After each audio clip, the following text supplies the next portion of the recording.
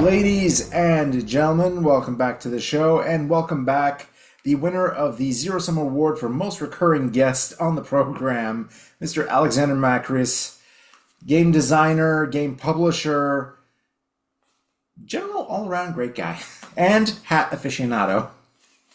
As of today, yes, this is my hat. How's it going? It's going good. It is going good. Let me just put it that way. It's really actually going good. I mean, the whole parenthood tiring you the hell out on a regular basis thing, but that's why we have the coffee. Yeah, I mean, I need the coffee, and I don't even have a kid, so. Well, you may not have a kid, but you have been really, really, really busy putting out these bad boys here. That's true. Have right here in my hands the revised rule book of the Adventurer Conqueror King system Imperial imprint, as well as the Judge's Journal right here, and for further alliteration, the Monstrous Manual. I remember when we were discussing, the last time you were on the show, we were discussing a bit of the Ascendant RPG, and that thing could stop a small caliber bullet. This thing could probably stop a tank shell all put together, man. You've been, Jesus Christ, man. Out of all the people I know in the tabletop, in general, you are probably the guy with the biggest work ethic I know. Oh, that's very kind. Thank you. Perhaps too much of a work ethic, frankly, if you're not good. I've had a little bit of burnout this year. My productivity is definitely down. It was an exhausting effort to get ACKS II out the door.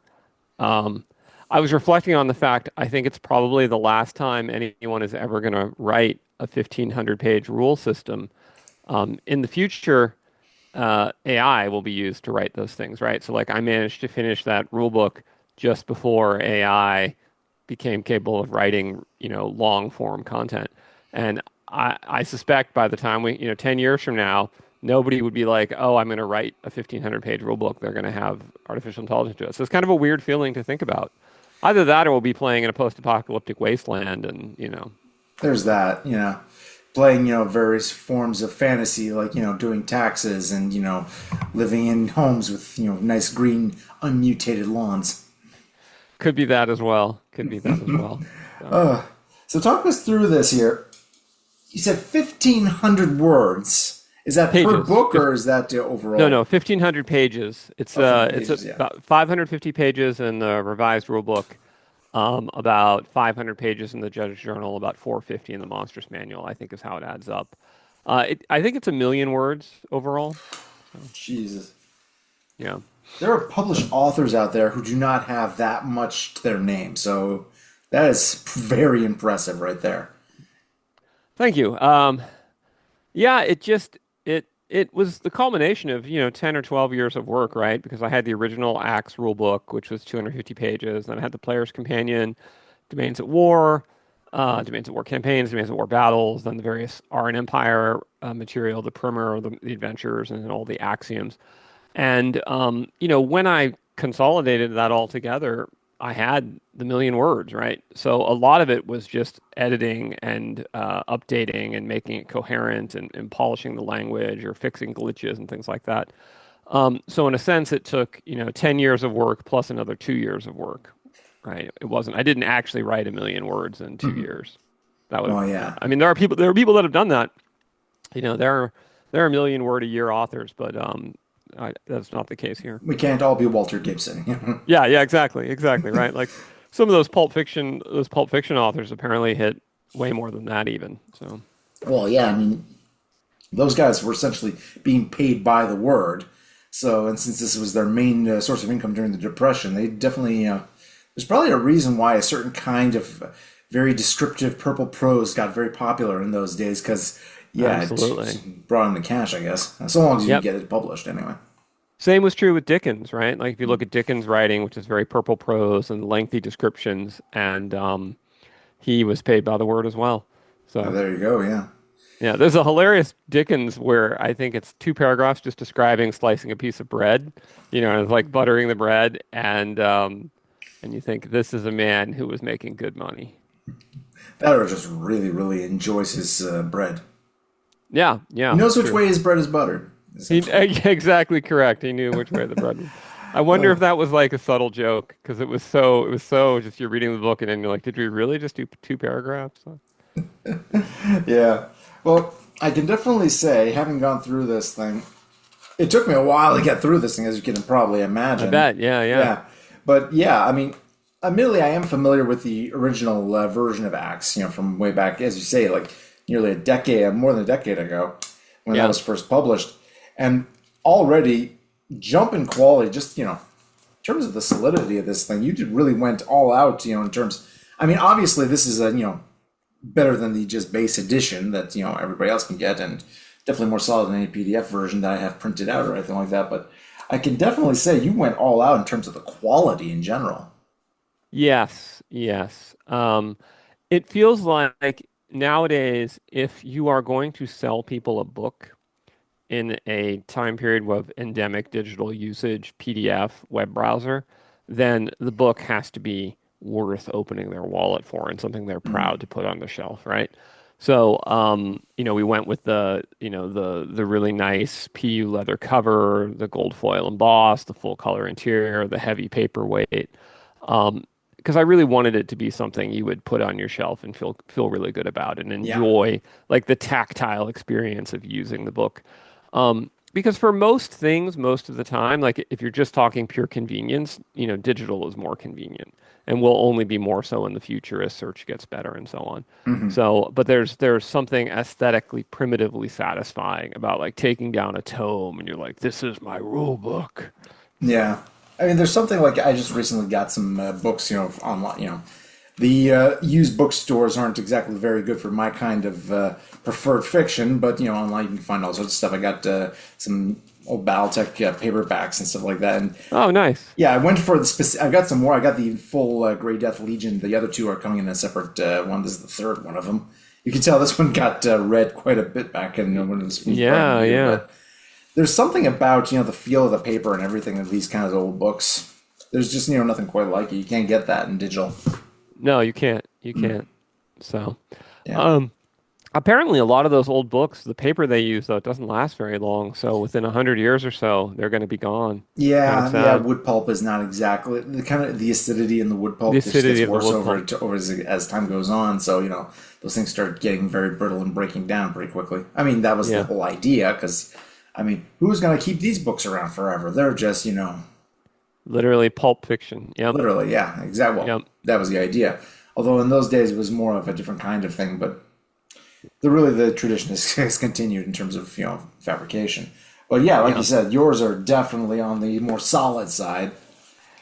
And Yeah, not I to hope mention, so. very well organized, as was previously the case with the previous axes. One of the things that I mentioned when I was doing general overviews of it, how well organized everything is, especially in terms of the fact that you have this much stuff. Not to mention the taking the original axe rules and cleaning them up a bit. As you say, taking out glitches, but also incorporating all this stuff from all these different axioms, as well as other books like the heroic fantasy book that not everything from that went in there, but quite enough, quite a bit of it, which A is lot. nice because Yeah. I like that book quite a bit.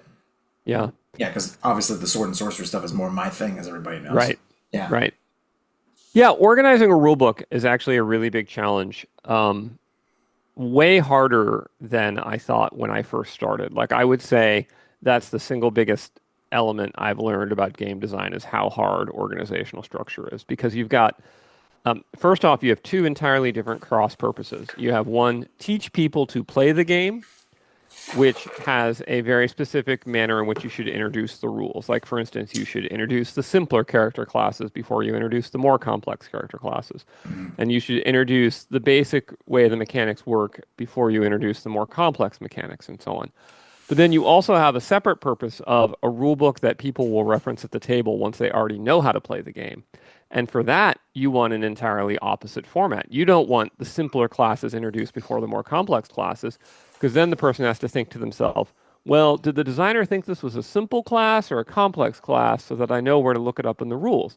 And you don't want to have, oh, these are the basic rules, and then later you introduce the advanced rules. You just want all of the rules in one place. Like all of the combat rules should be together. So how do you square that completely contrasting purposes? And then likewise, you also have this kind of like finding versus function problem, where, for instance, should you put the ranges of missile weapons in the equipment section so that they're available when you're purchasing equipment?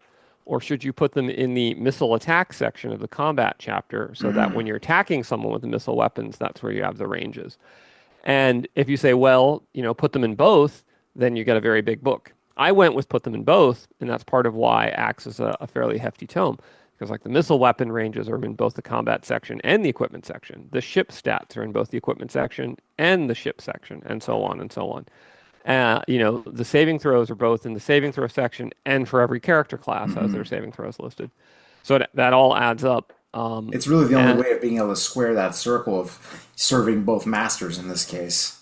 Right. But then people say, gosh, I really wish you'd offered a slimmer version of the rules. Can we have a starter set? And, so it's this, it's what I call a dilemma, right? Like a problem has solutions, a dilemma only has trade-offs, and organization is pure dilemma. There's only trade-offs. It does explain, I think, why quick starts and starter sets are so popular, because they kind of allow you to offset all that kind of, the dilemma, split difference between, okay, you want to just, get to know the rules and figure stuff out for your first time. Here, start with this. You can get to the main thing when you need it, and the main thing is there for, a table reference later on. You won't need the starter set after that. You can give it to your kid brother or something. That's right. Exactly.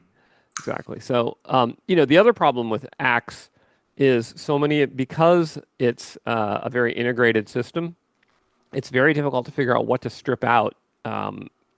So, for instance, the Venturer class is a core character class. He's part of the main cycle of the game, and he has an entire section in the campaign rules about mercantile ventures and things like that. But in a starter set, you'd probably just exclude the Venturer class entirely because most of his powers don't even make sense to you unless you're already kind of an advanced player who understands the market system, right? Yeah. But then if you strip that stuff out of the starter set, then people think, oh, well, this is just a generic fantasy game. It's a dilemma. It's very, very difficult to figure out. It's like if you go into something only wanting to dungeon crawl, you miss out on everything that's outside of that allows you to really go into the dungeon crawler. Exactly. So I have yet to square the circle on any of that stuff. I do not know how to make it happen. So yeah. Yeah, I mean, it is really difficult because on the one hand you have people coming in from just regular D&D and stuff like that, or from what they think they know about D&D, obviously from various other influences and stuff like that, coming into it and wanting to do that with the system that they've heard a lot of good things about. But if a lot of the stuff that's really great about the system is in other aspects that flushes out and really expands upon, well, obviously they're going to need a little bit more of a through line to be able to get into those things and really, sink their teeth into them, at least at first anyway. Exactly. So for the ACKS rulebook, I went with, I definitely, at the end of the day, I erred on the side of just give the information twice if necessary. And, try and put it every place that people would want to find it. There were places where I really wanted to do that even more, put it 3 times, 4 times, but, the books would have been even bigger, so. Oh yeah, you got to leave some room for the artwork too. That's right. What was interesting was the more text I put in, the more artwork I ended up needing, and that was something I hadn't planned on. But it just turned out that ACKS has so many tables, and tables create such weird impact on the layout of the page that all of the tables ended up creating a massive amount of need for imagery. And every time I would add another table in, it was like I made my art budget go up. So because if you think about it, if you're just doing 2-column text, your need for art is pretty limited. You can be like, oh, I'm just going to interrupt the 2 columns and put a piece of art here, or occasionally you have a page break or something where you need to put some art. But basically, 2-column text just flows very nicely and it fills up the page. But if you take that 2-column text and then you're like, and now we will make 1/7 of the page an image that fits part of across 2 columns because it's a table, and now you're like, well, shit, what do I do? So, yeah. Serious? I need another piece. Yep. So the art challenge turned out to be really, really big. Yeah. Well, the art looks really, really good. That's one thing. Not to mention you have the frequent, like the chapter headers by Michael Sirigos, who's He's done the artwork also on the covers of the standard edition, which are really really cool. I like the Gorgon slash Medusa on the Monsters Yes. Manual. That one Yeah. was always cool. Yes. Yeah, he did a great job. So all the interior painted art is by Michael, and he was commissioned on each of them by backer, right? So if you were a high-end Kickstarter backer, you got to say, "Hey, this is what I want Michael to illustrate." And yeah, it's interesting because the backers don't always do the image that I would have done. Um, and so sometimes I worry like, oh, does it create an inconsistency in the book, right? Like an inconsistency in the flavoring. But overall, because we always use Michael for the backer art, Exactly. Yeah. his style ends up unifying it. And so I'm able to make the backers happy, but also have like a unified style. That's I think it like would be, always a different danger of the whole crowdfunding Kickstarter yeah, style of production and funding for any kind of project is that with especially when you start involving the people who are kickstarting the project into the actual artistic design like that, or like any kind of time whether you can have them create characters for something or anything like that, you end up with the possibility that the people who you really want to give you their money want something completely different than what you actually want for your book. yeah, no, that's right. That's right. And then in my case, at least, there's a certain percentage of my backers who they know my foibles, and so they purposefully fund at a higher tier just to mess with me. Oh no, So halflings. the halflings, yeah, no, no, like there's so many pictures of halflings, and it's people emailing me like, I can't wait to put a halfling in your book, and I'm like, curse you. So, uh, which yeah, if you had told me that I was going to partly make my living by being trolled by my fans and customers, I don't think I would have believed you, but there it is. It's There you go. I mean, that's always the downside of one having fans who being in direct communication with your fans like that to that degree where they can get to know you well enough to do that kind of stuff. to troll you. Yeah, I know, Yeah, right? but that is a Yeah. lot of what it is to have some kind of online marketing of any kind here where you have to put Yeah. yourself out there. I mean, we're us for our business here at home. We have to do the same kind of thing. So Yeah. yeah, my wife hates doing it. Really. So, yeah. Is she the main spokesperson for the business? Well, yeah, she started it, so Yeah. it's pretty much her face on everything. So naturally, there's that. Plus, Yeah. communications with clients and stuff like that. Like, yeah, I don't know the ins and outs of Autarch as a business, but I'm assuming like if anybody has questions or contacts the business for regarding this stuff, they're pretty much just going straight to you. I imagine. It does. So support at Autarch goes to me, orders at Autarch goes to me, info at Yeah, I know Autarch. exactly what that feels like. Yeah. Yeah, it all comes to me, and I I would like to see that change eventually, but it's the problem, and I'm sure you guys have experienced it, right? Is like there's this slope of business success where you're like hobby business, and then it kind of goes into full-time business, and you're like, okay, but then the jump from full-time business to business that can employ someone else, it's like the business has to almost double or triple in size for that to Yeah, happen. exactly. Yeah. And it happens on a very weird scaling effect where because you think, oh, I'll just delegate this out to someone, but it turns out there was a lot more of your personal knowledge required in that. Now I you're doing know management. exactly what you mean. Yep. Well, just getting me on board with everything was enough of a work, and I was there 24/7, gradually Yep. getting to know everything and trying to figure Yep. stuff out. And there's still stuff that I can't do simply Yep. because I'm not in her head. Yeah, exactly. Yeah, Exactly. Exactly. So it makes it very, very, very tough. yeah. Not Uh to mention, there's a certain level of business that it's not always sure. If you're someone who's a very creative person who's making stuff, even something technical like rules and stuff like that. At a certain point, when you get to a certain business level, those skills no longer apply, and it's now a business as opposed to a creative business. right. And as we've seen for things like Gary Gygax at TSR and stuff like that, being really good at creating RPGs doesn't necessarily mean you're very good at selling them or running the business that sells them.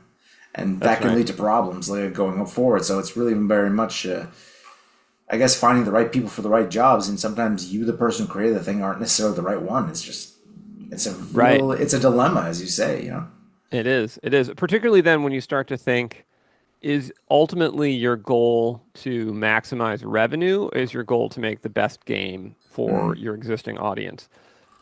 Because those are not necessarily going to be the same outcome, right? Like, and so many times, how often do we see a creative company betrays its existing player base because it feels like it can get a bigger audience by dumbing things down, going for a different target segment?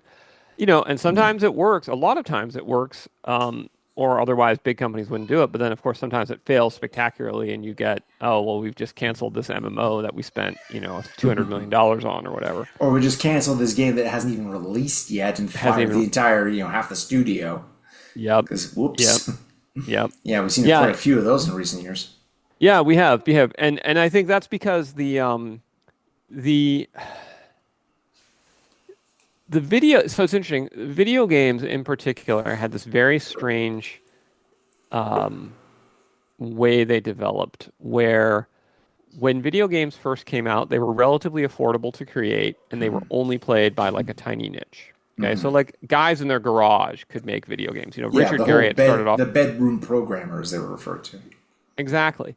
And so you could be a bedroom programmer and you could make games just for the most hardcore gamer possible and make really great money. And that continued all the way through like Doom, right? Like the guys who did Doom were still really scrappy guys, um, uh, made it on a pretty limited budget, made great money. But then the game started to get more and more and more expensive. And so then they hit this point where you could spend, if you spent enough money to make a AAA game and you sold it to every AAA hardcore gamer, you lost money. So they needed to then get a bigger audience. Or the alternative was they could have said, we won't invest that much money in graphics. We will continue to go for the current audience and we won't do the graphics. But the current audience was spoiled, right? Because they had been Yeah. for 20 years, every graphic improvement was always, and and it took a while for that to shake out, right? But now you see it on Steam where you've got like some games have gone for the ultra high graphics, but they've dumbed down the game mechanics to be as broad as possible for who they appeal. Yeah. And then you've got other games like Hearts of Iron is not playing the AAA graphics game, but they are definitely appealing to like a super Yeah. core Or you audience. get a game like, for instance, like first one comes to mind, Sulaco, which Yep. is running on the GZ Doom engine. Yep. Yep. And it slays. Yep. Yeah. Yep. For people like you, Well, right? for people like me, and for generally, people who enjoy first-person shooters, but aren't, graphics whores. Let's face facts. Although I've been noticing a bit of a downturn in that because, as you mentioned, there was that period of time where you had this exponential improvements in graphical fidelity. But Yeah. nowadays, I'm looking at games from 2015, from 10 years ago. And they still look They fine. don't look that different. The Yeah. anti-aliasing is a little bit Yeah. nicer. You may have a couple of extra strands of hair visible now that you can Yep. differentiate for desolation, but Yep. honestly, they don't look that much different. In some cases, they look better because they have better art design. Yeah, agreed, agreed. We finally hit that part of the curve where the exponential graphic improvement is not happening anymore. And so, which is really good because now you don't have to kill yourself to have the cutting edge I know, graphics. right?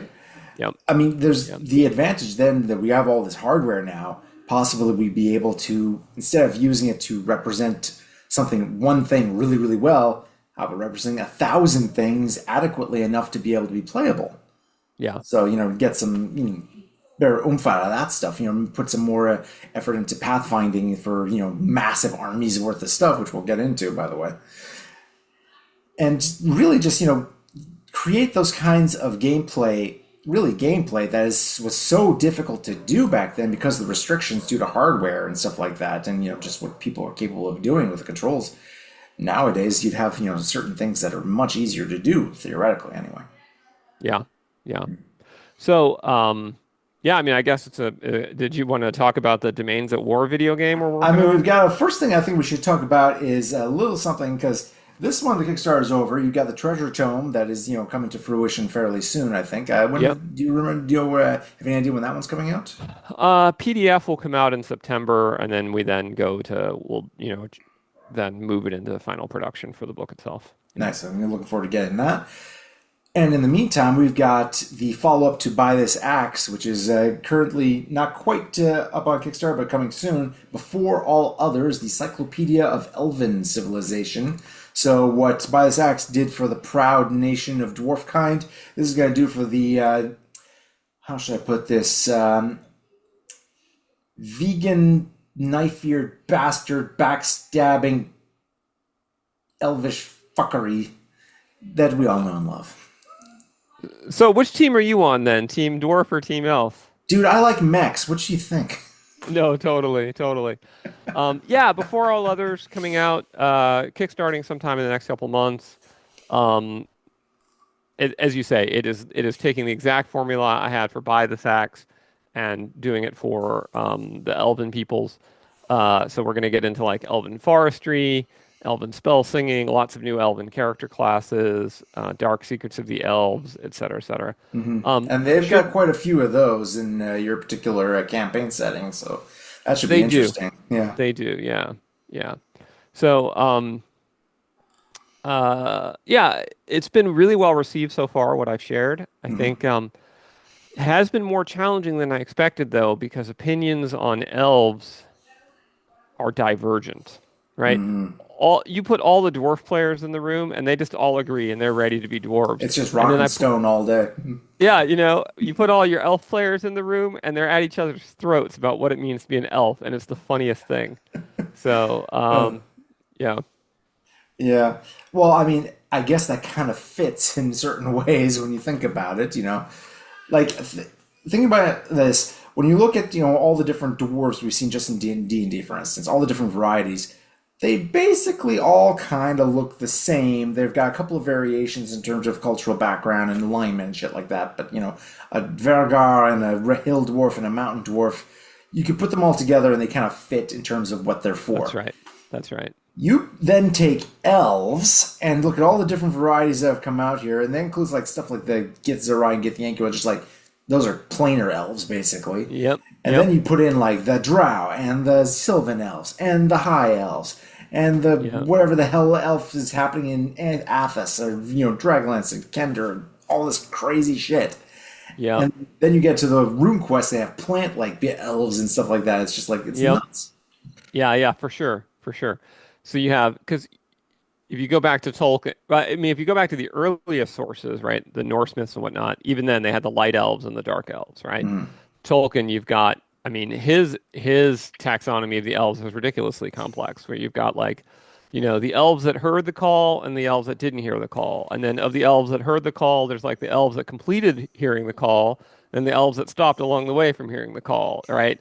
And then of the ones that heard the call and went all the way, then there's the ones that made it across all the way across to the west, but then the ones that stopped on the, and then the ones that came, and they each have their own name and their own culture, and then each one of them has like inspired an imitation in some other fantasy setting, and then that's all inspired people like, well, no, my elves are different, they're plants or whatever. Then you get into the Elder Scrolls, and it's a whole other can of worms. And then you've got the Elder Scrolls, exactly. I think orcs are technically a kind of elf in that game. What the hell? Are they in Elder Scrolls? It's been a long time since I played any of those. The dwarves are. The dwarves are a type of elf, yeah. Yeah, but they got, absconded to whatever other dimension happens in That's right. Anyway. Yeah. It's complicated. It is. It's so it's really problematic if you're trying to do a source book for elves when people can't agree what elves are. Cock sleeves. That's what they're good for. Oh, jeez. All opinions are my own and do not reflect on our guests. That's right. Had to drop it in somewhere. I, for one, am respectful of the noble elven people. Yeah, I always actually really liked elves. Like I've historically only ever played, when I've had my choice, humans or elves as characters. And when I started writing by this axe, I didn't like dwarves very much. I was kind of an anti-dwarf guy. I was on Team Elf, but I kind of fell in love with dwarves in the process of writing by this axe. Like, They're in the lovable way, curmudgeons. yeah, in the way that's like, you think about like you read about these Victorian anthropologists and they like go native and like their friends come and visit them 20 years later and they've got like a native wife and they're like living in the village. And that's how I felt about the dwarves. I started off not liking dwarves and then by the end I was like, drinking beer, eating mushroom soup, sharpening my axe, like, Yeah, or yeah. like those Spanish conquistadors that came to the New World and discovered, man, I really like the ladies here. Yeah, exactly, exactly. So we'll see what happens. I'm a little worried if I get too into the elf book, I might have the same thing happen. I'm gonna like take up archery, start like planting trees, like weird shit, write As long as you don't poetry. become a hardcore vegetarian and into necromancy, I think you'll be good. Yeah, so I actually worked out the cuisine of the elves for the book Figures. in detail, and I decided elves are not vegans, they're not vegetarians. I thought about whether they ought to be, but they the race's physiology is too well adapted to predation with like its hearing, its night, it's like good vision, speed, stealth, archery skill. So I concluded they had to be hunters. It Makes didn't make sense. sense. Didn't make sense for them to be pure vegetarians. So so what they do is they primarily eat food that they get from forest gardening, but then they keep hunting ranges, and so they only eat meat that they've hunted or fished. They don't slaughter domestic animals. Okay, they don't really have that kind of agriculture then. Yeah, they don't because the thing is the elves can speak in acts. The elves can speak to animals that live in their fastness. And I thought, God, I have enough trouble as it is, just like killing a mouse in a mousetrap. I feel really bad for the mouse. Like I can't imagine what it would be like if, like the mouse in the mousetrap is like, why did you do this to me? The trick then is to raise a species of the classic species of herd animal that wants to be eaten. That's right. That's right. The pig that wants to be eaten. But that's pretty dark. That's pretty dark. I Well, think like I the alluded to, your elves can get pretty dark at times too. Let's face facts. That's true. That is true. The Southern Argolian elves, the Dark Elves, definitely could have done that. In fact, maybe they did do that. Maybe that was actually the origin of their breeding programs. Yeah, they got tired.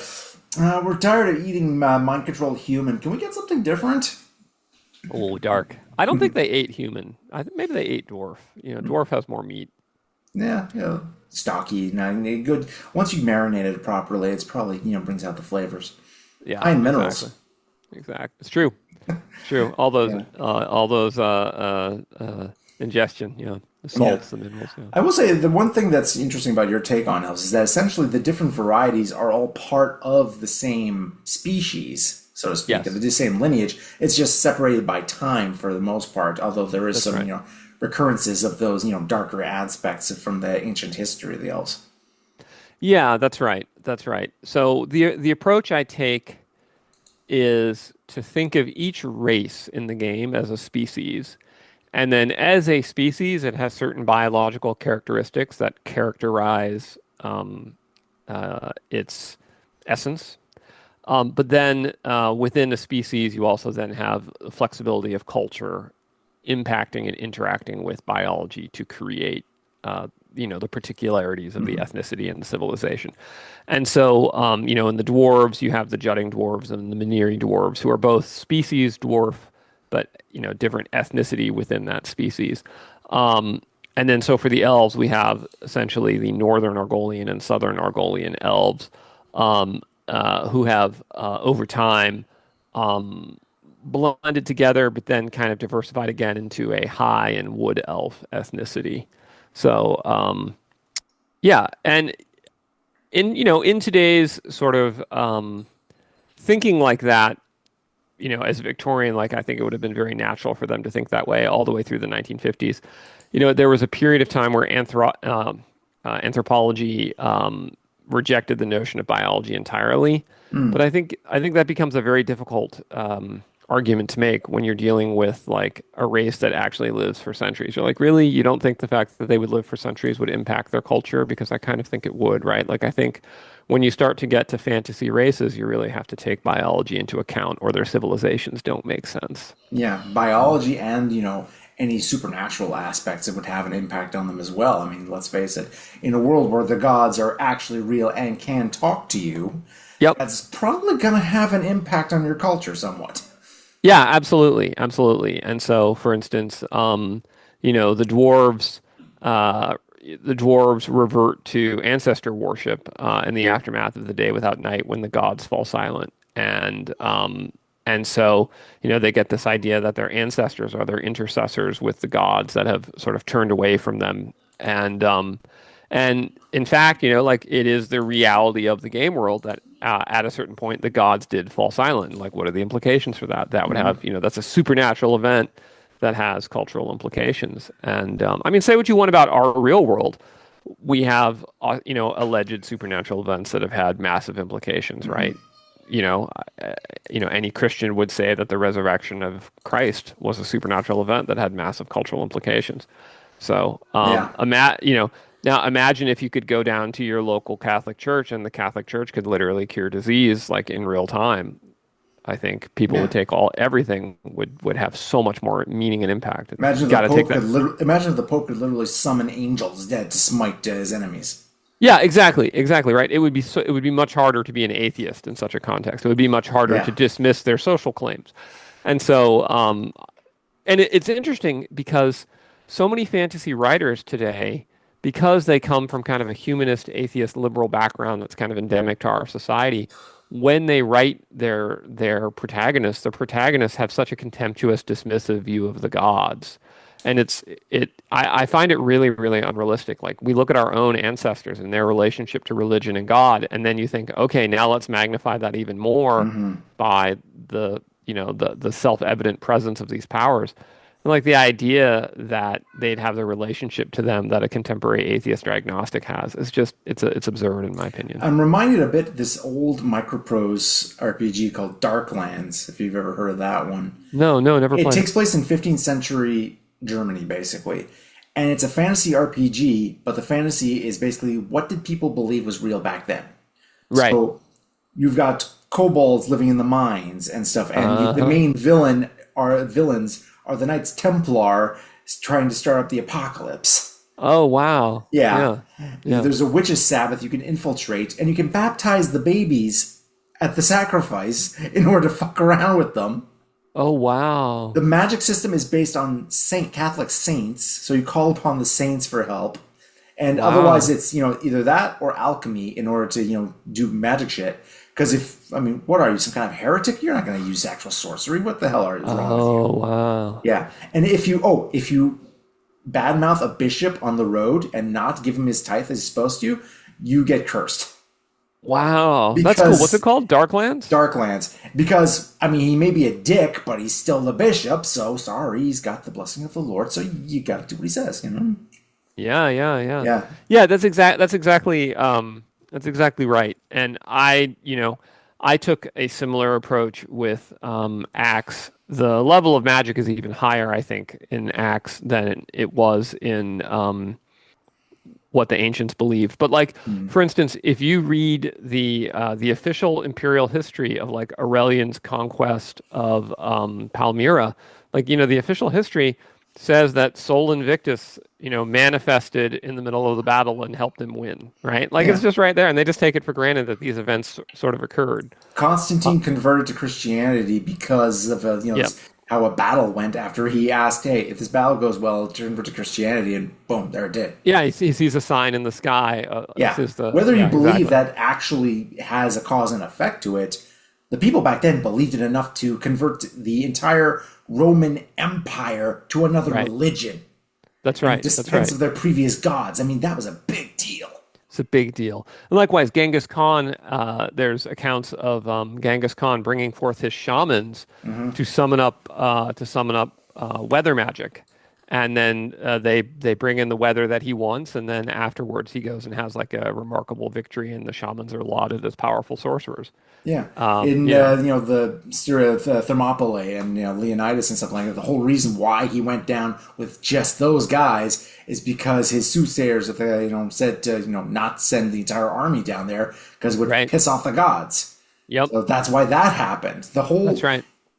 I think people all definitely forget just how religious people were Yeah. only a few hundred, 100 or 1,000 years ago. I mean, it was like fact of life kind of thing.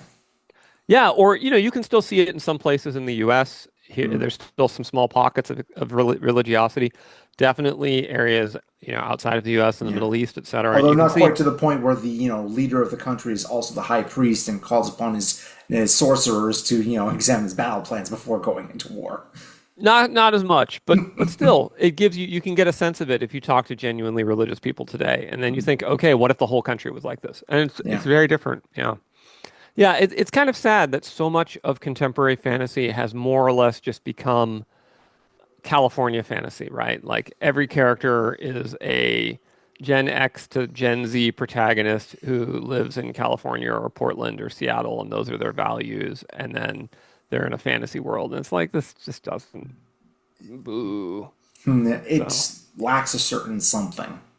yeah, yeah. I guess it's more relatable for audiences. And so More it's popular to relatable, them. but I'd say it belies a lack of the escapism that is natural to the fantasy genre, regardless of Yeah, its trappings, whether it be, science fantasy, a sci-fi kind of fantasy, or a more ancient world fantasy, or anything of the yep, sort.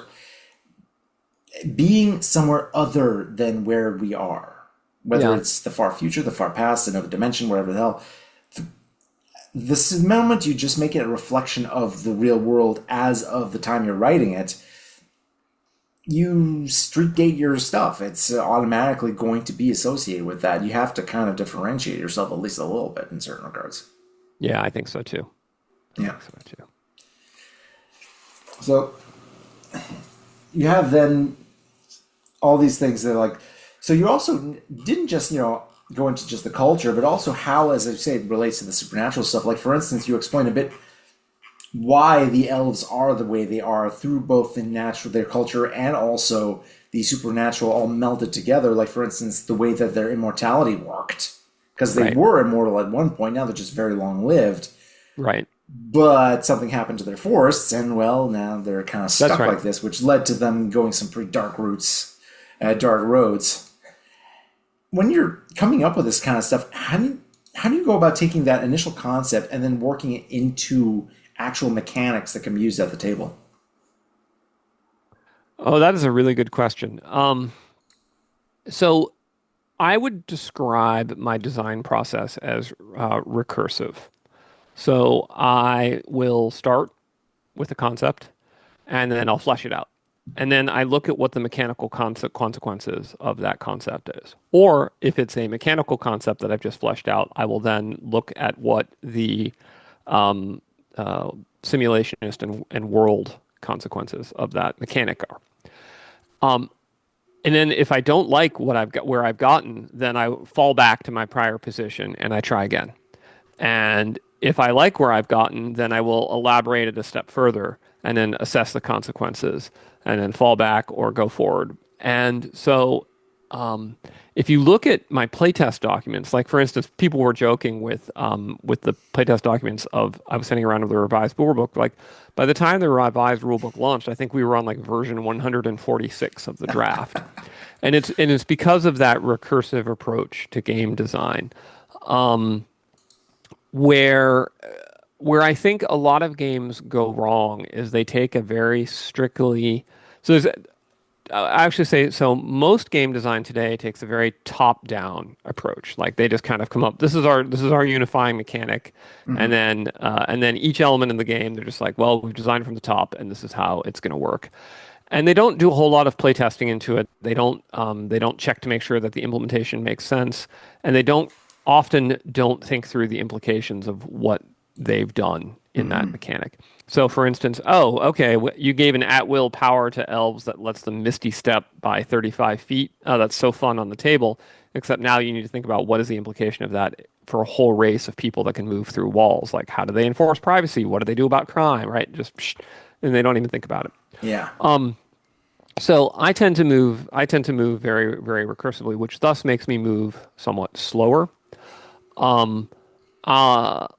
I'll give you an example is I was working on the history of the elves, and I had this notion that elven weaponry would have been originally hunting equipment that had been adapted for war in the Bitter War. And so I wrote it all out and I looked at it and then I started to move a little bit forward down that paradigm.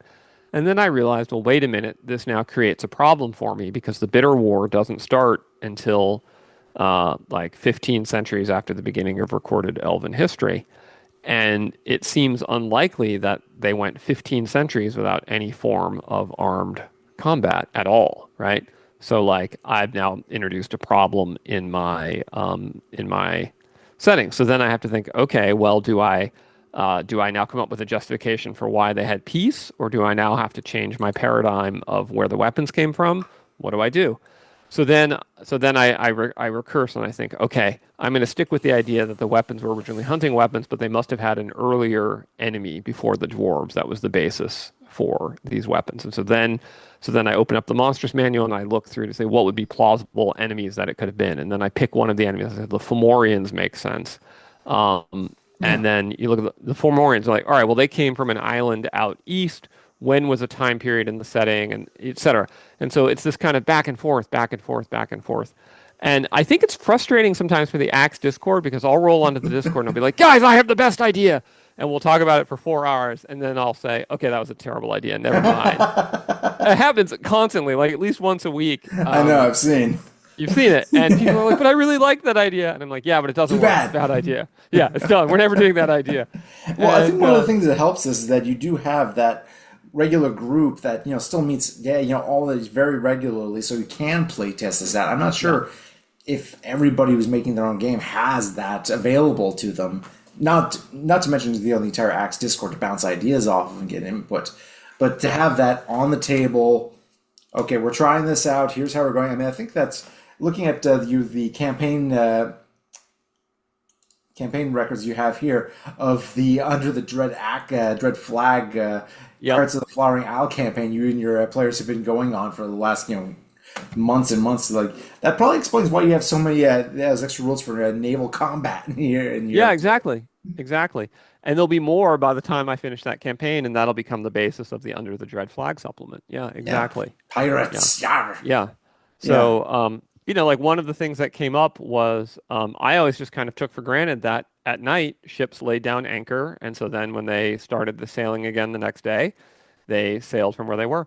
But it turns out that the anchors aren't really long enough to reach the bottom of the Mediterranean outside of the coastline. Mm-hmm. And so in fact, the ships can't, if the ships get caught away from the coast, they can't lay anchor. And so they drift during the night. And so then so then the next day, like there's been a random drift, and it actually makes you realize, reorient yourself and see where you make sure you're going in the right direction.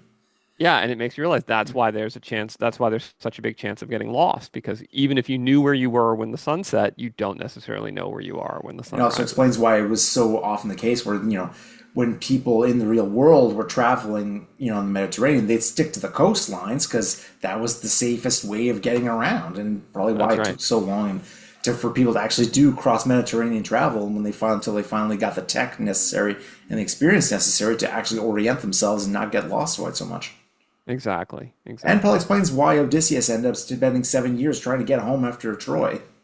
Yes, exactly. Although, to be fair, many of those years were just shagging, was it Calypso on the island? So I mean, she's a goddess. You can't really say no, unfortunately, so it's not really his fault.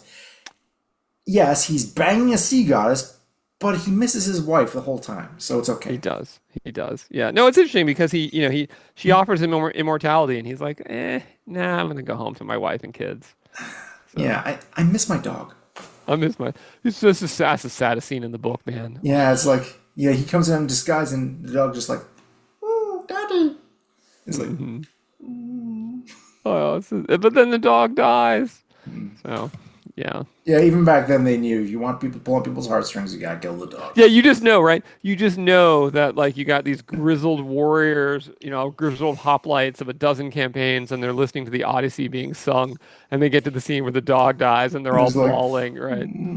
Yeah, yeah, yeah. But exactly. then they get to the part where he slaughters all the And they're all pretenders cheering. to the Yeah, throne. That's like, yeah, get him. It's like, oh yeah, rip off that cloak, grab your bow, not wearing any pants. Let's do this. yep, It's literally yep, mentioned he is naked underneath that cloak. So it's yep. like, swords out, dick out, let's do this. That's ancient Greece for you. It is. It really is. It's true. It's true. I wonder if Nolan's going to do that for his version of the Odyssey. Just have Matt Damon naked, sword fighting a bunch of guys. Is that who he cast as Odysseus? Is Matt Yeah, Damon? Matt Damon. Oh, interesting. Okay. He's Huh. got Tom Holland as Telemachus. Okay. Interesting. Yeah, I don't know much more than that, but Yeah, I hadn't paid attention to the casting too much, so I really like Nolan as a director. I hope he yeah, I hope he makes a good movie. yeah, So me too. yeah. Uh, oh God, imagine Matt Damon naked. Make it stop. Yeah, now I'm thinking of Matt Damon naked, and I'm like, I didn't need you to put that image in my head, man. I didn't need it either, and yet here we are. This is the world we live in. Yeah. These are the Matt Damon dicks we're given. Okay, so back to elves. Back to the knife-eared bastards. Okay, so yeah, I think that going back to that, yeah, the whole playtest thing that we were talking about, yeah, that is very much one of the most important things I think for the development of any kind of tabletop RPG because Yeah. rules are pure theory until they're actually implemented. Yeah. And considering the amount of rules that you got here, I mean, yeah, they do need thorough playtesting. Otherwise, you're just going to run into unforeseen consequences left and right. Yeah, for sure. For sure. Mhm. And even some of the rules that I have been most proud of in theory have crumbled under first contact with the reality of tabletop play. Mhm. And so a great example is the spell singing rules, which I was really, really proud of because I thought to myself, I've got a whole system for designing spells, and I can now use this as the game mechanics for dynamic, spontaneous casting of spells by spell singers, where they can weave their song to achieve any magical effect that they want. And I was so proud of the way I theory crafted it. And when I actually ended up running it in playtest, I discovered there was a terrible flaw in the system that was not evident until it actually encountered real ingenious players. Mm. And the flaw was this, that the spell building system assumed that a spell that could only target limited types of creatures was less valuable because you only have a limited number of spells in your repertoire. And so let's say you only have 5 spells in your repertoire, and if you use one of your spells in your repertoire to only be able to affect orcs, then that's really sharply limiting the breadth of your capabilities. And so that orc spell ought not to be as powerful as the same spell that can affect all types of creatures. Hmm. Completely logical, makes good sense. Any point build system would have made the same choice. But when you make it a spontaneous system where you can spontaneously cast spells, only being able to affect orcs is a huge benefit because you're like, this fireball only affects orcs. Oh no. And you just release it on your own party, but it only affects orcs. Or this sleep spell only affects giant spiders. And so therefore, because that's a rare creature, I get a ×5 modifier on that. So I'll Oh increase the no. range by 5 times, then put all the spiders in the whole dungeon to sleep, which Oh. is really super powerful when you're doing the Dungeon of Spiders. And Oh. so it turned out to be terribly game breaking, simply because of this one easy to spot, easy to miss uh, aspect of a point build system that varies in utility for pre-planned spells versus spontaneous spells. Mm. So I fixed it now. So before all others, we'll have a much better working spell singing system.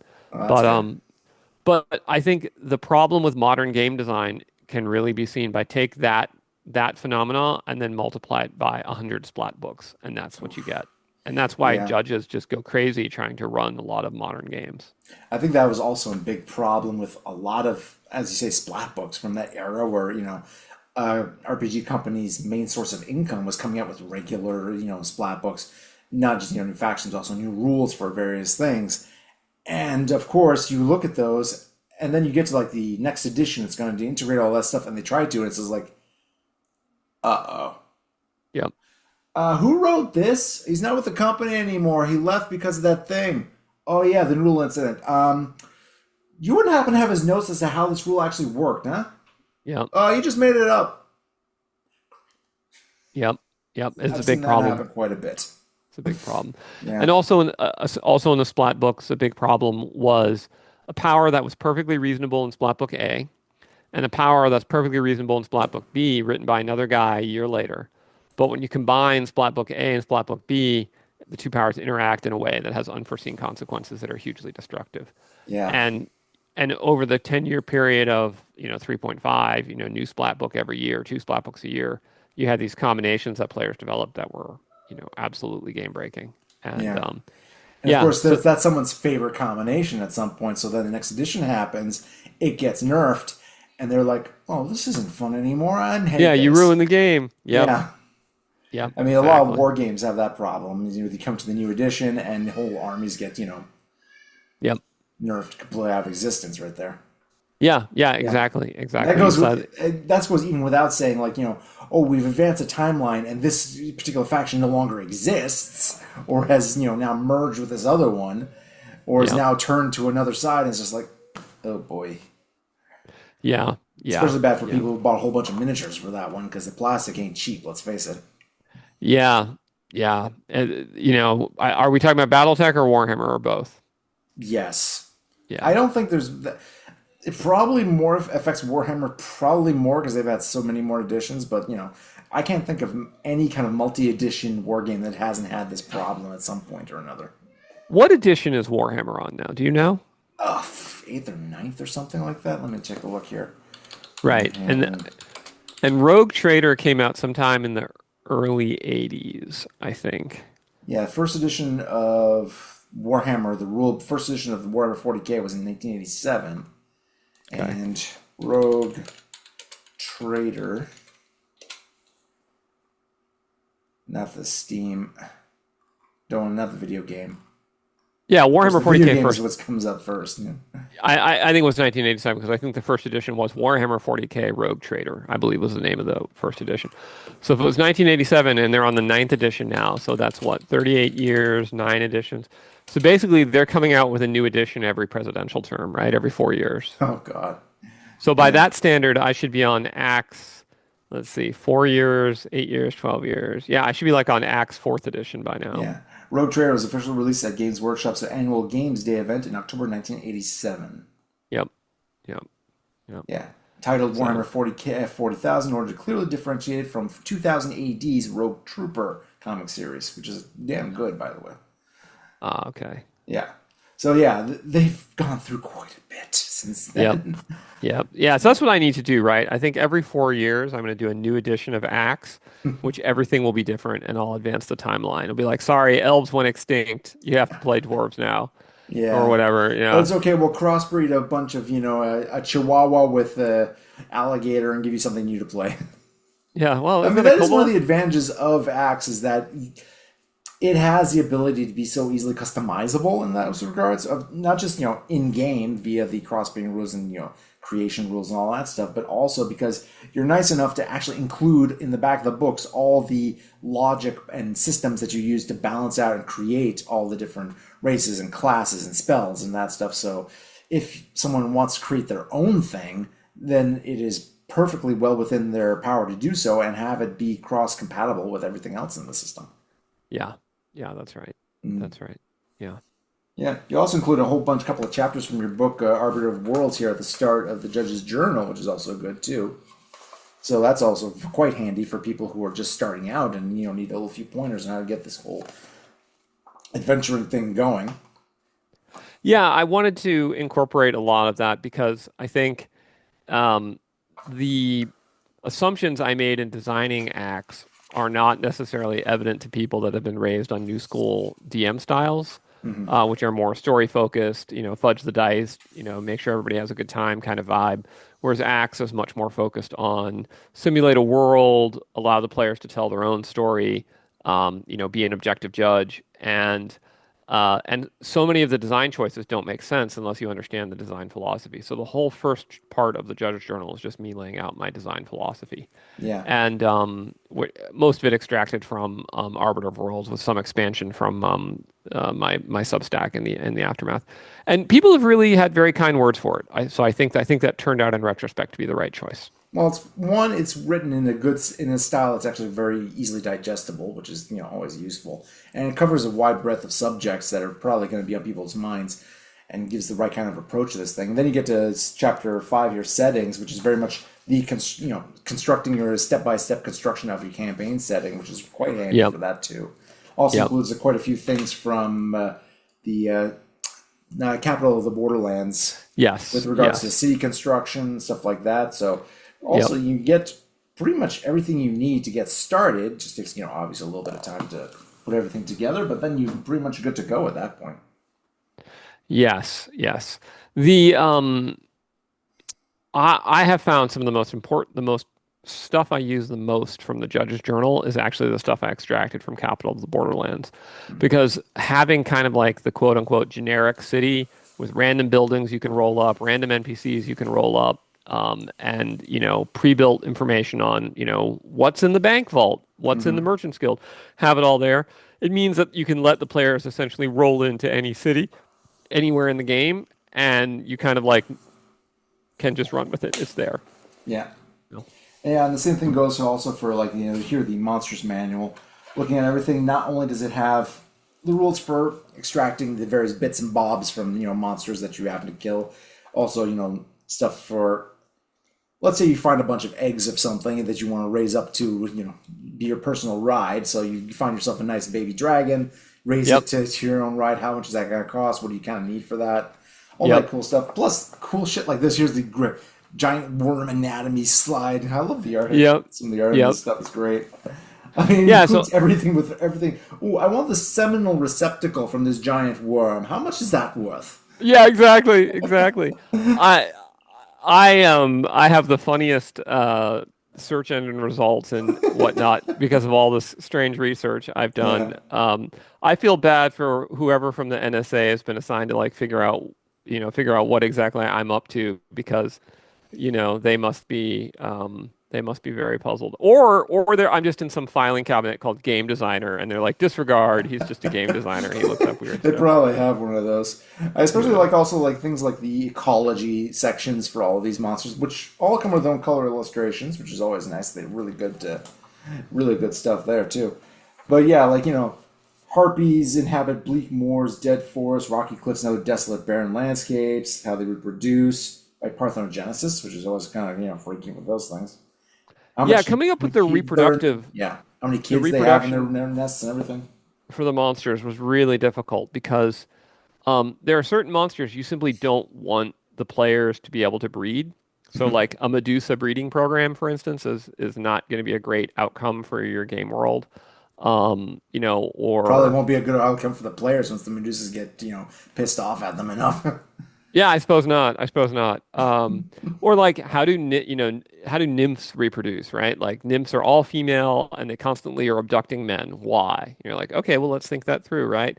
Um, uh, I thought the most inspired outcome I had was the Medusa Gorgons. So where Gorgons are your full-on winged Greek mythological petrifying monsters straight Yeah. out of what Perseus fought. And then if a Gorgon mates with a human male, then it produces a Medusa in the D&D sense, which is just a woman with snaky hair. But Mhm. she's born, she thinks she's a normal girl until she goes into adolescence. And then in adolescence, when she becomes a teenager, she manifests her Medusa-ness.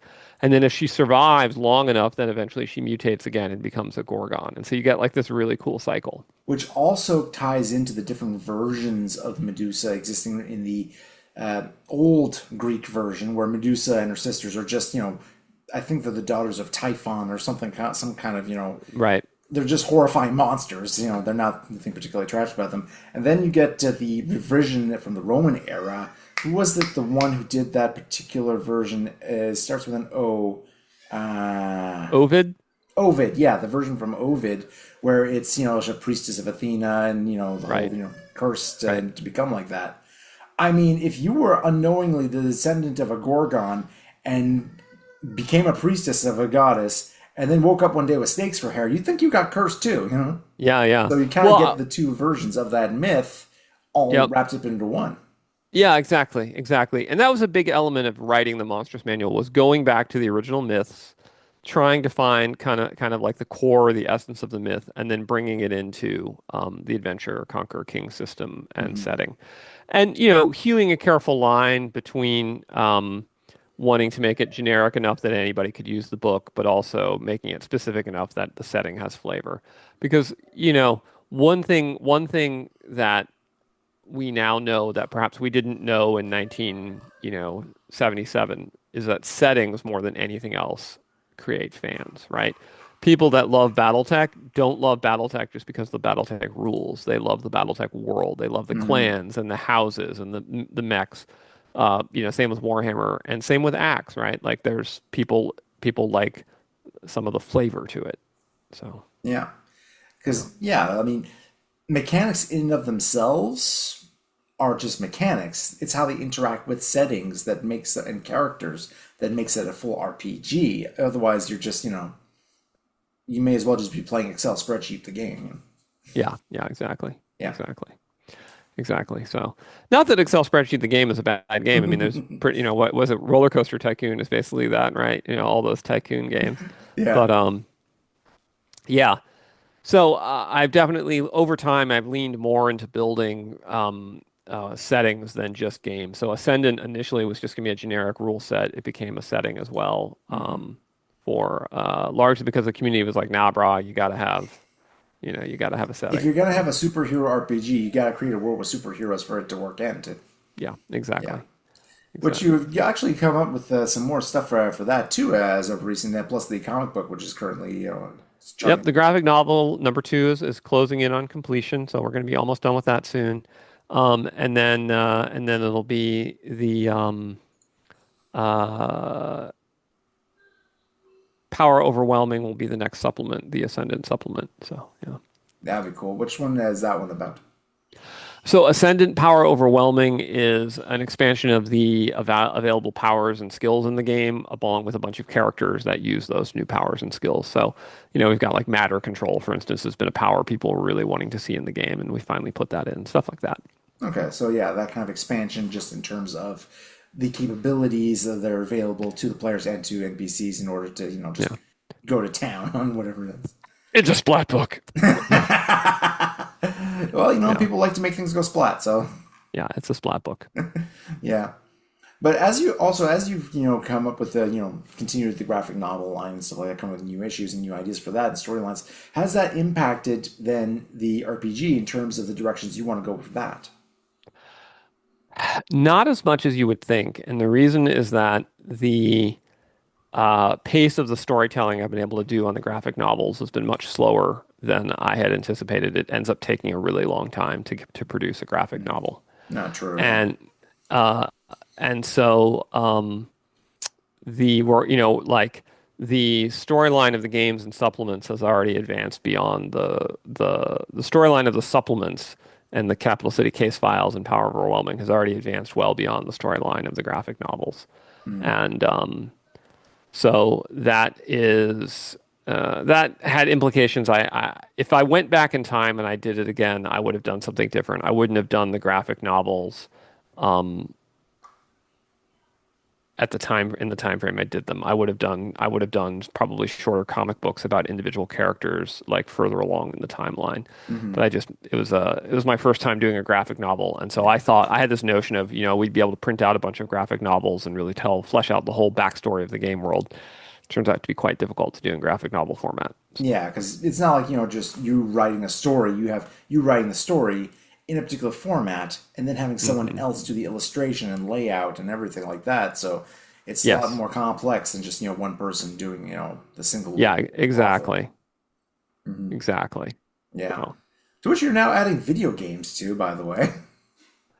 I'm trying. Yeah, no, so I'm working with Mike Guy of Lost Coast Studios, and we're doing the Domains at War video game.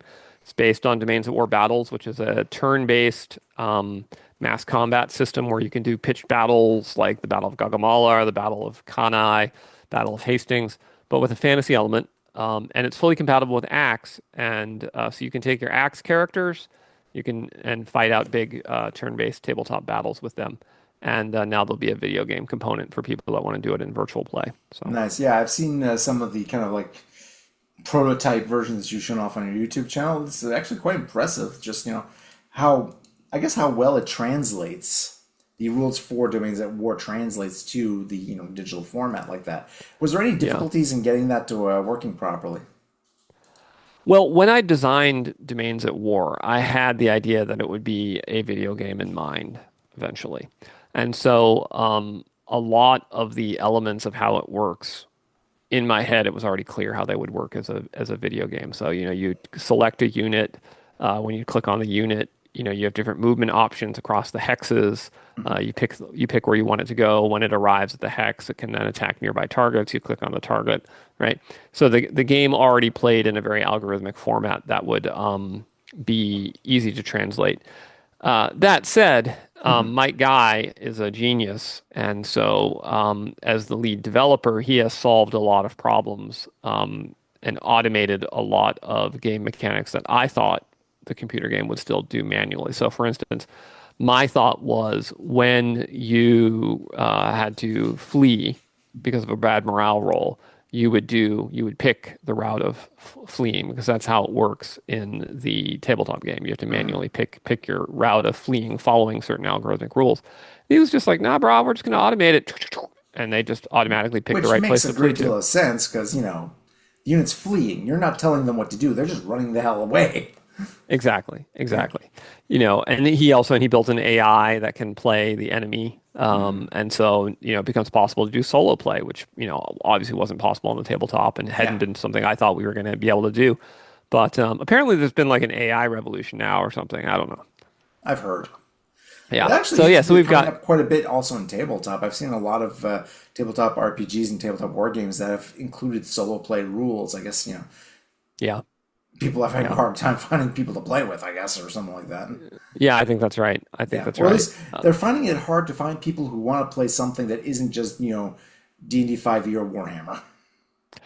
Yeah, it's a little worrisome. The rise of solo play is a little worrisome to me in that historically the rise of solo play war games heralded the death of the war game hobby. I say Oof. death hyperbolically, but when the first war games come out, there were war game clubs and war game communities, and people used to Hmm. play Avalon Hill games and whatnot. They'd all get together and play them or the miniature games. And then as the hobby became less popular, the companies started to realize that most people couldn't find other people to play with, and so then they started to produce solo play games for them. And so it's a little worrisome to see solo play taking on because it means that the hobby is having trouble finding enough players. And yeah, so I'm watching that trend with some alarm.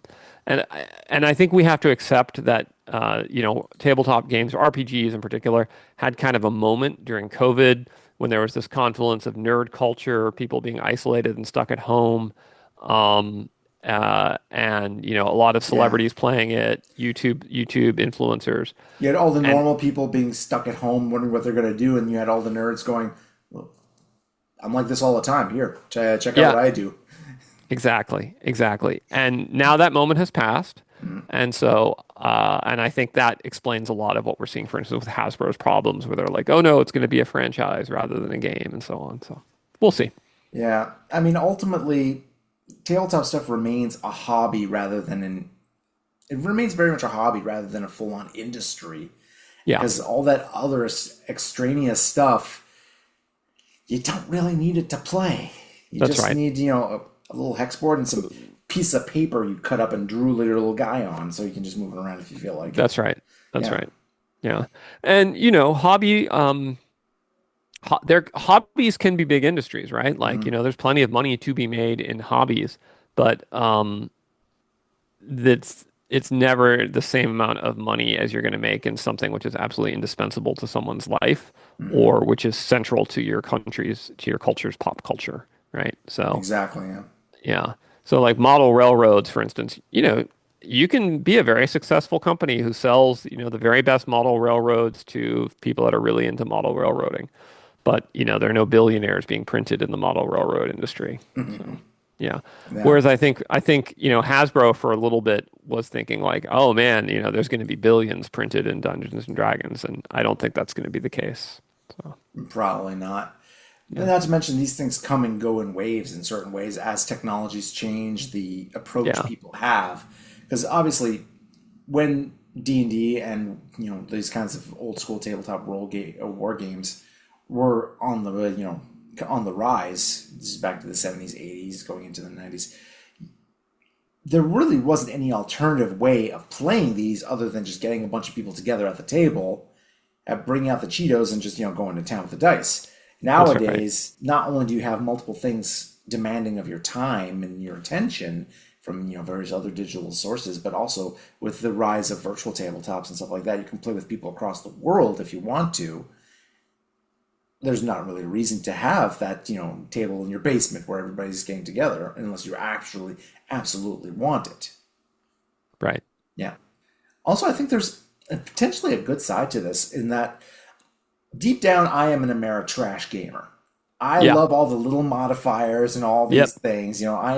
I appreciate what the Euro games are doing, but it ain't my thing for the most part. Same. Yeah. Well, one of the difficulties people have is, calculating all the modifiers and stuff like that. Yeah. With the rise of these kinds of, like something like the Domains of War game here, That's right. that's something that can automate all these little modifiers that you would oftentimes most people would just forget about unless it's distinctly written on your character sheet like you're supposed to Right. do when you create your character. Write down their Yep. basic modifiers for your stuff, which they never do. Yeah. Yeah. But here you Yeah. have that stuff being taken care of and like applied properly. People actually start playing by the rules for once. That's right. That's right. And I'm with you. I'm definitely by default an Ameritrash player more than a Euro game player when it comes to war games. I like the chrome and the fiddly bits, and I find the kind of the abstractness of the abstractness of Euro games is kind of a put off. And I get that Mm, the simplicity of something like Catan or whatnot is what made it so successful. yeah. And at their best, from the simplicity emerges amazingly elegant gameplay. But at the worst, it just feels like token manipulation, semi-competitive token manipulation.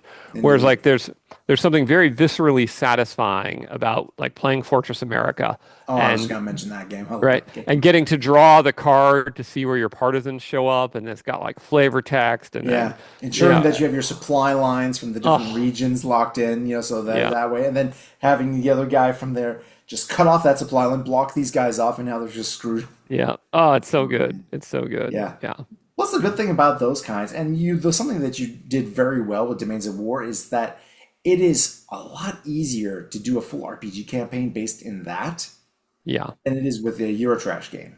And I'm Yes, going to call it a exactly. Eurotrash game because we're calling it Ameritrash and Eurotrash so that everybody's trash. Trash is good.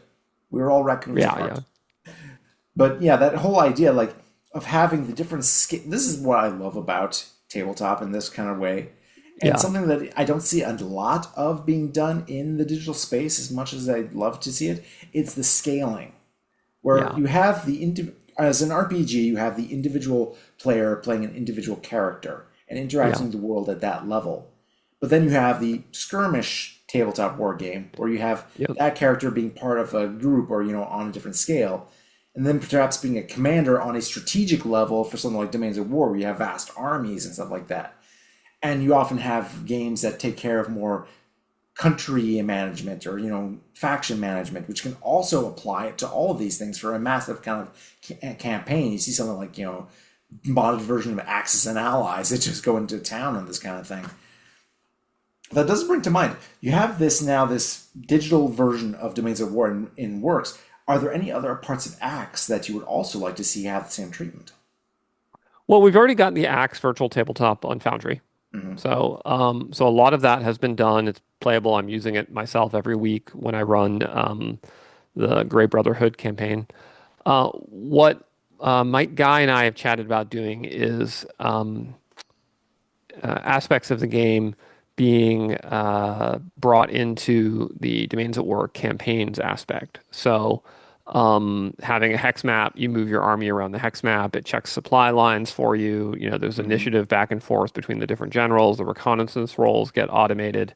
And I think that would be tremendously valuable for people who want to really lean into the king aspect. Mm-hmm. Um, and that also, should we wish to go that route, that sets us up to do, kind of like Crusader Kingsley type stuff down the road. So, Yeah, or Mountain Blade stuff, kind of Mountain stuff. Blade, exactly, I mean, I've always exactly. said that Axe is basically D&D for people who love Crusader Kings and Mountain Blade. So this is just Yeah, like yeah, that's right. tying it in That's right. perfectly for that kind of stuff. That's right. It's Mountain Blade. It's Mountain Blade that becomes Crusader Kings, and yeah, yeah, Yeah. exactly right. I love Mountain Blade. I'm just terrible at it. Like I cannot learn to get good at that combat to save my life, and you know, Yeah, it definitely it has a learning curve to it, and definitely. yeah. I always keep wondering if someone could actually do a proper, like, less technical in terms of, like, oh, you have to aim your sword from this lane. Just do a kind of proper hack and slash kind of game, but with that other level. I think maybe the Dynasty Warriors Empire spinoff does something like that, but Uh, that's a yeah. bit more over the top than what I'm looking for. Like Right. maybe, being able to take your hero being able to take on maybe a dozen guys rather than thousands Right. single handedly. That Right. kind of thing, Right. maybe. Yeah. I really should replay Bannerlord again. They've got that new expansion that's, again, naval combat. It's coming. Everybody's Ah, going cool. naval combat nowadays. Yeah. Yeah. Yeah. Yeah. Maybe it's in the zeitgeist, right? Fears of war in the Pacific or something. I mean, yeah. That and trench warfare is making a comeback too. Yes, that is definitely in the zeitgeist for Yeah. sure. Oh, Yeah. yeah. I mean, Trench essentially, we have warfare. trench warfare in Europe right now Yeah. between Russia and Trench Ukraine. warfare So, compared, compare, trench warfare combined with drone warfare, combined with high speed missile combat and bombing raids in the Middle East. It's just like, okay, we got a lot of notes to take in for the next supplement for whatever modern day RPG we're making, because this is getting real complicated real quick. yeah, yeah, it is. It is Yeah, for it's like sure. just imagine someone trying to create a modern day war game. What the hell do you even base it on anymore? Things are changing so fast in terms of, like, combat doctrines, that it just becomes a complete clusterfuck. Yeah, I tried to design a modern day war game. I called it World War Next, and it was like intended to be like an Axis and Allies level of game. Um, Good title. and thank you. Yeah. And the approach I took was, do you remember in Fortress America, they had that combat flow where you started with like the jets would attack first, then the helicopters, then the mechs, and then the infantry, and then the casualties like aircraft could shoot down other aircraft, tanks could shoot down other tanks. Like there was like a target priority system you had to go through. So I used that as the basis and I expanded it to have like aircraft, artillery, drones, mechanized infantry. And then what I did is it had a sliding scale like this. And so if you had really advanced technology, all of your troops slid up like this in the initiative order for when they got to attack. So US jets would get to go first, then US air defense, then US drones, then Russian jets are going, simultaneous with US artillery, et cetera, right? Tell me you And had an so, actual idea for a physical slider yeah, that you exactly. It would was a little use for physical that. slider, exactly. Nice. And I thought, man, this is really cool. But then when I took it out to playtest, it provoked really sharp disagreement because a lot of people were convinced that China and Russia's technology parity was actually so close that the slider didn't make sense, right? They were like, no, it's not the case. Like the US doesn't have these technology advantages anymore. But then when I tried to run the war game without those technology parities, the US got its butt kicked because the Chinese manufacturing GDP was simply so high that they could outproduce us. And so it became like, oh, well, that makes for not a very good game then. I ended up deciding I couldn't make the product without having access to like classified information to know I what was was really gonna going to be say, going yeah, on. you'd have to go ask the CIA Yeah, for some, yeah, access to some files just to be able yep. to. Okay, what they're saying about their military, is that actually true Hmm. or not? Exactly. And So then I you have just to yeah, ask I yourself, of ended up course, would they tell me the truth about that? Or are they yeah, going to use my war game as propaganda in order to say that their stuff isn't as good as yeah. it's supposed to be? When I designed a war game called Modern Spearhead that was Mm. based on Cold War armored battles. And what I found is the best way to get information about each side was to look at what the other side was saying. So like you would read the information about US tanks in the US, they'd be like, we can't tell you the armor, it's classified. We can't tell you the range of the weapons, it's classified. But then if you go read a translated document of the Russians would be like, oh, we think the M1 has this much armor and this much range and whatnot, and vice versa for all of the Mm. equipment.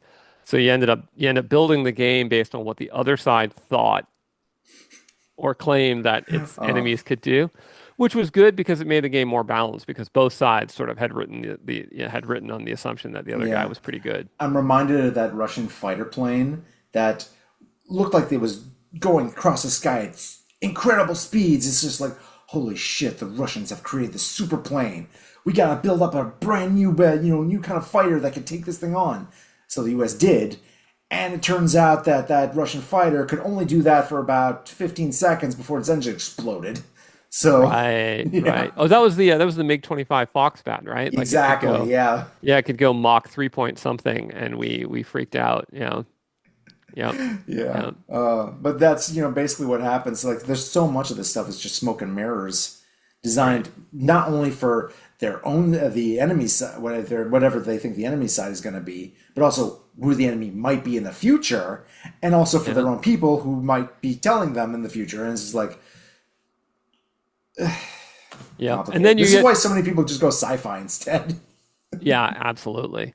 So I would love to do a sci-fi game. I've got several sci-fi games I'm Mm, designing, but the problem with sci-fi right now is when you look at the way technology is advancing for AI and you look at the way technology is advancing with drones, like it becomes really hard to believe that warfare won't just be really boring drone warfare, right? Like you don't get Starship Troopers with dudes in power armor fighting bugs. You just get drones, and that's not really very fun or interesting. I mean, that And so assumes then that the ability to jam up drones and, Right. ECM doesn't become I think that's one of the things explanations for like the shitty ranges in BattleTech is It because is. Yeah. ECM is Yeah. so omnipresent that targeting computers can only go so far. And it's the same thing for instance, Gundam. The Yeah. Minovsky particles screw Yep. around with Yep. detection and radar Yep. and stuff like that. So everything is now a night fight range. That's right. That's right. And I think I've been reflecting on this, and I think if you want to narrow it down, the perfect speed to range to accuracy environment is somewhere between World War One aerial dogfights and World War Two aerial dogfights. Because that in that era, you genuinely had close range combat at scales that humans could understand, where it took real skill to hit the enemy. Really skilled pilots could avoid getting hit by the enemy. Mhm. And being a really great pilot, they were way better than the inferior pilots, right? Like they would rack up massive amounts of kills. Yeah. And cinematically, and also in terms of just mechanically putting it on a battle map, it's a really nice scale. And so to me, like I think the ideal outcome for a mecha game is a mecha game that has the aesthetics of mecha, but the mechanics are fundamentally like World War II fighter pilots. Mm. So, because when you get to like contemporary fighter pilots, it's beyond the horizon missiles and stealth, and it's just not that interesting. Likewise, tank combat. The tank paradigm, the problem is the tanks can't really move fast enough to be difficult targets to hit. And so it's whoever spots the other guy first kind of tends to win the tank duel and et Yeah. cetera, et cetera. I mean, that is one of the advantages that mechs have in terms, traditionally that mechs have within a certain size category anyway, is the ability to use cover like infantry Yeah. and, especially in urban and, rough terrain and stuff like that. And to, Yeah. to go places that tanks can't and do things that tanks can't while also having, being less squishy than regular infantry. I mean, in Yeah. open terrain, tanks win with Yeah. versus mechs for the most part because, let's Yeah. face it, you get an arm blown off and you get by a tank, it's gonna have a problem versus, tanks tend to be a bit blockier and a bit more harder targets for that kind of Yep. stuff, for the most Yep. part, anyway. Yep. Yeah, I know we figured that out playing Mechton years ago. Like the most powerful mechs in Mechton were just tanks, right? You're like, I'm a torso, and you spend all of your points on the biggest possible torso with the biggest possible torso armor. And then, and my mech is like, oh, I've lost my left hand, and oh, I've spent points on my right leg, and he's just like, I'm a torso. So, Torso yeah, superiority. yeah, I mean, I guess yeah, that makes Steel Battalion Heavy Armor probably the best mechs out there, and that's terrible because that game yeah, sucked. yeah, yeah, But yeah, yeah, yeah. I remember you'd done the bunch of revisions and stuff like for Mech-Ton. You did like a whole fan yeah. Robotech thing for a while Yeah, back. yeah. I have a really awesome updated version of Mechton, and I tried to get the rights to publish it, but Artel Saurian wasn't interested. They were doing their own thing. So Yeah, what can you do? I would really like to see Mech-Ton come back. I know there was an It's attempt a a while great back, game. but it's just one of those things that just didn't go through for whatever reason. I Yeah, think they're still working on it. There hasn't been any updates on that kind of thing for a while now. yeah. Well, they have ended up making really great money with Cyberpunk Red, and Yeah. so I think that's been the real focus of their business. No, well, I can't blame them. I mean, Yeah, Cyberpunk. When you think Artal Saurian, some people will think Mechton, but most people are going to think Cyberpunk, especially Cyberpunk 2020, now 2077 going forward, of yeah. course. Everything else they did kind of paled in comparison, right? Like Dream Park and Falkenstein and all this other stuff they did. Yeah. It all I mean, paled. Yeah, I think that's always going to be the case in many ways. Like, there's always going to be that one thing you're really known for, yeah. and you can be known also by other things for other things by the people who are really into your stuff. Like, I'm a big Dream Pod 9 guy, obviously for heavy gear and stuff like that. They made other stuff for that I also like quite a bit, but they're always going to be known as the heavy gear people. Just Yeah. since that's the one that they're focused on the most right now, because that's the one that's That's selling right. the most. That's right. That's right. Or like even George Lucas, right? Like he's known for Star Wars. He also did Indiana Jones, but nevertheless, he's known for Star Wars, right? Yeah, I mean, Yeah. he wrote Indiana Jones. He didn't direct Indiana He Jones. wrote Indiana Yeah, Jones, but I mean, still, but he only directed the prequels and the first Star Wars movie too. So that's right. Yeah, yeah, he didn't direct all of Star Wars most either. Star Wars is not by George Lucas. Yeah. Yeah, it's kind of interesting to think about, isn't it? Yeah, because So, I mean it is very interesting in terms of like especially also RPG settings. How much of an RPG setting like the Forgotten Realms? How much hmm. of that is actually from Bruce Greenwood, and how much of that is from R.A. Salvatore? Yeah, Who is the real I creator of that setting if so right. much of it is created by outside authors? Yeah. Yeah, exactly. Exactly. Yeah, and it gets real interesting when you get into shared worlds like that. Or Dragonlance, right? At this point, so much of what is in Dragonlance was not created by Margaret Weiss and Tracy Hickman, right? Hmm. Although I still think what they created was much better than the stuff that came after. Yeah, well, oftentimes that is, not always, but often. And Yeah, also with RPGs, you have this whole other thing like the players. yeah, This isn't like, for instance, like, Star Wars, where it's a movie and a book and some video games and stuff like that. Here we have an entire setting that is created specifically for other people to do their own thing with it, completely hmm, out of any kind of control of the original IP holders, in this case, you. yeah, exactly, exactly. And the temptation as the IP holder, so as to speak, you really want to tell your story, you want to advance the plot line, Mm. but all of those work against the benefit to the consumer. Uh, the Warhammer guys figured out a pretty good solution, which is they just made the universe so big. It's Mm. so big that you can effectively tell unlimited stories without it being an issue, right? Yeah. Like, yeah, you can just like, yep, this is a new chapter of the Space Marines and the new alien race they've just discovered, and you Yeah, when know, you have a whole galaxy-wide, space for other things, there are certain events and certain elements that keep to yourself because you already yeah, have them there. But within those limits, I mean, the sky's the yeah. limit, as it were. Yeah, which then it makes it kind of funny when you think about Star Wars, for instance, how often in Star Wars they just go back to the same family, the same planets. It doesn't make sense, right? Mm, They really should they've done the opposite route of what they should have done. So yeah. Yeah, Yeah, meanwhile you have something like Battletech where, people just come up with, oh, this planet over here with this particular people over here, and it's just like they've got these mechs here, and it's just like this is my little corner of the universe right there. exactly.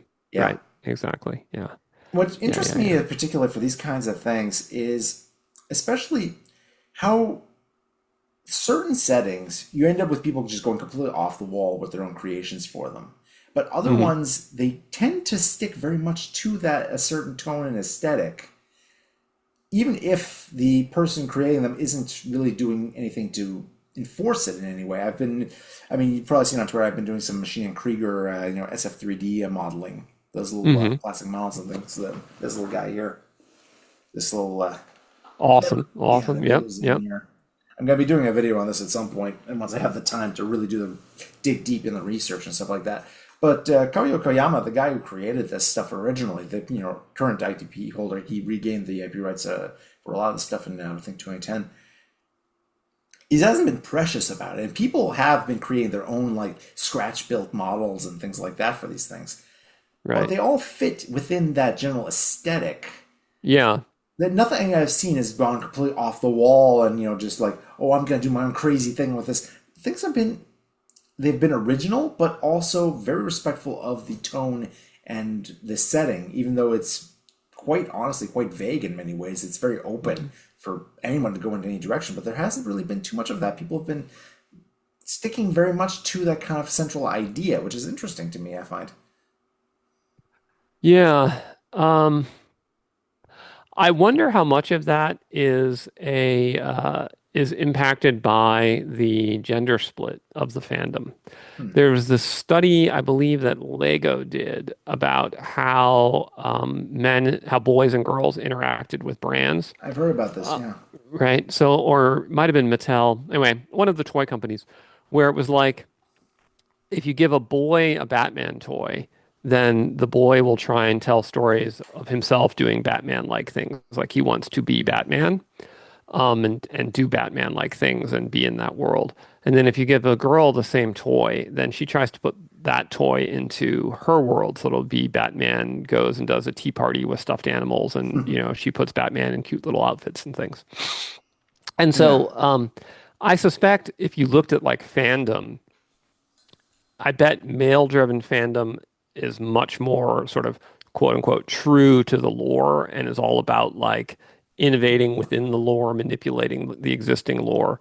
And I guess that you would see a lot more sort of the unvarnished creativity and bringing in outside sources or going playing coloring outside the lines, coming in from more from the female half of fandom. Hmm. And there's room for both. Like Oh yeah. I don't intend that as a Oh criticism yeah, of one or neither the is a other. bad thing. It depends Yeah. on, your particular approach to it. Yeah, yeah. Yeah. So that would Like be for my instance, guess. I'm wearing this. The For those who were wondering what the hell I've been wearing this whole time, the Europa Ice War that scoured Twitter/X a while back was this whole thing where someone was just coming up with some tweets for some kind of RPG design they were going to do on this. Uh-huh. People found that, not knowing the context, and created this whole thing going on about that. Memes and memoirs of veterans in tweet form, just like, Oh, wow. yeah, crazy shit. Like this is one of the memes that came out here, which is a variation on an old meme from the 2000s or something like that. And it's like, people, a senseless war in the tunnels of Europa under the unblinking gaze of Jupiter, of Jove, as it called, the giant red spot like an eye staring down at them as Oh, they wow. slowly freeze to death as their blood turns to ice in some trench in Europa. Like I don't even think anybody identified the actual factions of who was fighting who on that. Just that, yeah, Europa is a fuck. Yeah, yeah, that's wild. I missed that. I But threw in that a tweet sounds or really two. cool. Yeah, yeah, that's really cool. Mostly just because I like Europa as an idea. The whole idea that there's this moon out in the orbit of Jupiter, orbiting Jupiter, that has liquid oceans under a sheet of ice 15 kilometers thick.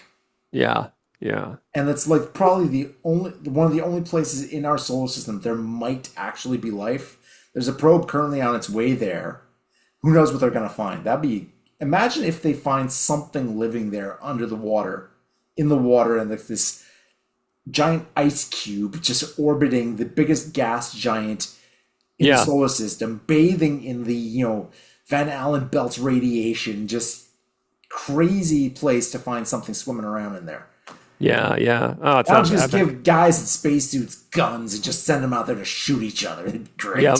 Yep. That sounds epic. You have to send me some links to that. Yeah. Oh yeah. Well, just stick your Ice War Europa in the search tray. In the search, you'll find all kinds of crazy shit. I think it might still be going on for all I know. Ice War Europa. All right. Cool.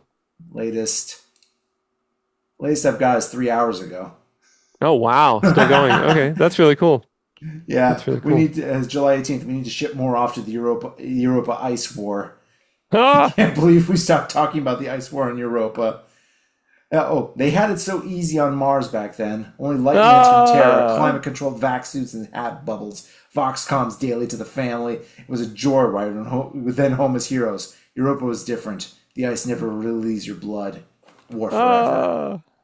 This is so funny. Oh, gosh. Yeah. Oh. I didn't know about this. So, Well, I'm glad um, people introduced it. yeah, it's good. It's good. Yeah. People All missing the right. ice war, hoping to be sent back.